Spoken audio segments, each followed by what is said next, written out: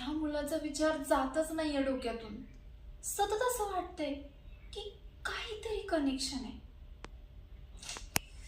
यार, याआधी असं कधी झालं नव्हतं. मग ह्याच्याच बाबतीत असं का? आणि ह्याआधी मी कोणाला भेटलेही नाही, पण त्याचा चेहरा ओळखीचा वाटतो. अगदी आपल्या जवळचा, जुनी ओळख असल्यासारखा. पण हे सगळं नक्की काय आहे? फक्त आकर्षण की